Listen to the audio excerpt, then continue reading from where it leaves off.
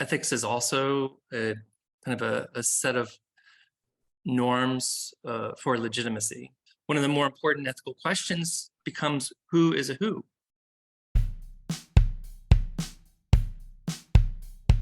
Across disciplines, ethics means different things to different scholars. What is ethics to you? So, I mean, apart from the kind of normal moral principles that ethicists think about, I think ethics is also a kind of a set of norms for legitimacy. So it kind of sets the boundaries for, not only what's right and wrong, but what is legitimate uh, in behavior, in institutions, by which I mean rules and decision-making procedures and stuff like that. So, as well as organizations like UCF. So it'd be very interesting to ask the leadership of UCF what they think ethics are. Gotcha. Okay. So what pushed you to study sustainability and environmental politics? I took a class in grad school and just a bell went off in my head that this is what I wanted to do. And it was an environmental politics course. And actually, so it was taught by the person who would be my dissertation chair. And his textbook was the first book I read on environmental politics, really. And now he's handed that over to me, and I authored the 8th edition just this year. So it's kind of neat. But I got into it for, being exposed to really interesting ideas, and also in political science in general, I really like using an approach that is critical. So I think, social science in general is at its best when it's kind of shining a light on the Godfather in the back room. And so usually kind of when I have a question, oftentimes I'm thinking of kind of illegitimate, unethical behavior and trying to shine a light on that. So primarily that goes through economic systems. So, fish, for example, are a simple commodity in the way that we govern the world's oceans, but they're much more than that. So, they're living creatures in a living ecosystem, and when we make them a commodity, they just become a simple stand-in, proxy for money. And the person who, the person who's trying to catch the fish in corporate entities, this isn't necessarily the case for artisanal small-scale fishers, but actually it's usually not that way. But for corporate fishers, which dominate that industry, they are simply catching the fish for cash. And it doesn't matter if they run out of one fish, then they go to the next one, and then the next one. It's just the same because it's just money. Well, that obviously is creating some serious problems.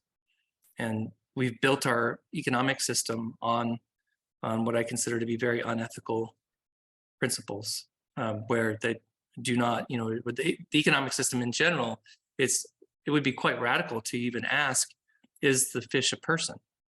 By which I mean a non-human person, obviously. But it gives me the chance to ask some interesting questions, and hopefully, bring some new knowledge, some new interesting things about the way the world's working. Going back to what you just said about how you're interested in that specific area of study and about how the fish and all that, could you expand specifically on your connections to ethics in your work? And yeah. There's a lot of boundaries in ethical considerations that we have, but I think you're getting at when I mentioned non-human persons, because obviously, I have ethical responsibilities to my students and to people that are in research studies and stuff like that. But the way in which I'm thinking about world politics is that um, it is just teeming with people that we don't recognize. One scholar says that when we kind of think like a state, we bracket out some really important things. So the state and corporations are just going to have a certain interest in what he calls fiscal interest, like a profiteering kind of motive. And then they focus on the one thing. In this case, the example was the beginning of scientific forestry, where the only thing that mattered was like the number of trees that you could get and how much wood. And so then they bracketed out all this understory and all the animals and all the other things that even people who lived in the area relied upon. And ironically, what the trees themselves relied upon was a network of interconnected ecological beings and conditions, none of which matters when you think that way. So so our mainstream approach to thinking about, at least in world politics, I can definitely speak to this, is that we've bracketed out most of the world. We're only, I don't know if you've taken international relations theory, but you would primarily think about countries, nation states, and how they interact, and when they go to war, and all these kinds of things, which are important questions. But non-human persons, it's considered absurd to even ask about the status of non-human persons in world politics. But if you think from a non-Western perspective, it's quite regular to see people in non-human form. So, for example, the Lakota have an ancient relationship with the bison, which they consider to be, as individuals, non-human persons, but collectively non-human nations. And so the bison are a non-human nation. And then all of a sudden you can see that, wow, one of the more important ethical questions becomes, who is a who? And mainstream kind of Western politics, only human beings are who's. They're the only ones that count. But then you think, well, the Earth systems right now are a mess. They're getting much worse, right? Recently, there was newspaper article talking about, well, it looks like the Amazon's going to become a savanna now because of over harvesting the timber in the Amazon, and they're fundamentally changing the kind of climate in the area so that it can't support trees. But example after example, like why are Earth systems in such a condition? Well, part of that answer is because we don't have political systems that care about anything but human beings. And so when I said that ethics is kind of norms of legitimacy, the legitimacy that that is fostered in the international system is one of making everything a commodity, making everything that we can something about revenue, and kind of a very utilitarian perspective, where the question of the life of those trees, for example, is not part of the question. It's not asked. So I think part of the reason why we're in such bad straits is because we don't see the rest of the world. We've bracketed it out. We've bracketed out most of the world, actually. Right. So then, has ethics been a large part in your specific work? I mean, it has to be, I think, because, and this includes issues of justice. So in sustainability, if you think about it, on a one level, it's very, very simple. Sustainability is just what you prop up, what continues. Continuing on in time is one very simple form of sustainability. But then you got to ask, what should we sustain? What should we continue and maintain? Because some systems shouldn't be maintained, I would think. So, for example, easy example would be the Third Reich. I'm pretty glad that they collapsed. So, so not all systems are. We have to ask these questions, like, what is it that is a good society? What is good, right, and beautiful? And these things fundamentally come into play when where we're going to put our resources, how we're going to plan, who matters, and how we organize ourselves. And all of that is are ethical infused kinds of questions. They are absolutely ethical, about ethics and justice.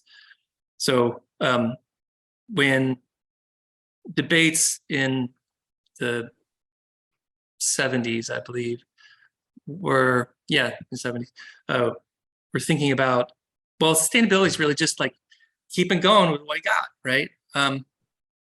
But then, as you bring in the global South, those voices are like, I don't think so. What we have going right now is not sustainable at all, right? We just came out of the kind of, physical colonial period in this, decolonizing by the 60s, and that probably explains an awful lot about why countries in the global South are poor, is because they lost a lot of their resources and people. And in that kind of mercantile system of when colonization was afoot, the people of the global South were just instruments, right? Property. And when it comes to like creating slaves, they're just property. They only fill an instrumental logic, and they are not whose. And so as soon as a system makes somebody who could be a person into a simple thing, then you also have permission to annihilate it. You mentioned that you were doing some work recently within ethics, and I think you touched on that already a little bit, but I do want to ask the question of, could you expand on your recent work and how it goes beyond human consideration of social science? Yeah, so I'm on sabbatical right now, which is really nice.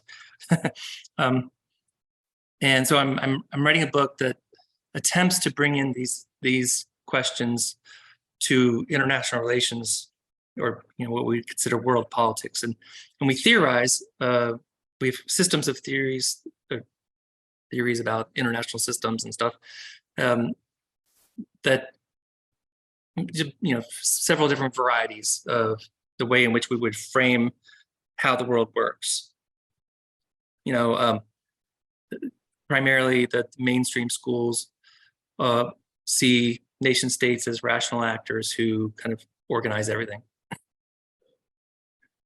Later on, feminist scholars in international relations were like, wait, gender relations seem to also matter in the world and how the world works. And you couldn't probably operate the international system the way that you do without gender discrimination. And I'm bringing a similar argument that especially kind of considering indigenous voices who have been making this case for a long time, is that the rest of the world has to count. And I'm arguing that the system that we have going right now, the kind of mainstream economic system of nation states that don't care, can only operate if you treat the rest of the world as some sort of nameless resource. And that also helps explain why we're in such an ecological mess. And so I'm trying to build what's called a green international relations theory that really substantially considers sustainability questions. As we consider the future of the human prospect, that we are in a very, very full world. And the more that we think about how full the world really is, I would expect that we would make better choices and better decisions and create better systems. If we don't, things look pretty bleak. I mean, Thank you so much for doing this interview with me today. I really appreciate it. it's my pleasure. Thank you for inviting me.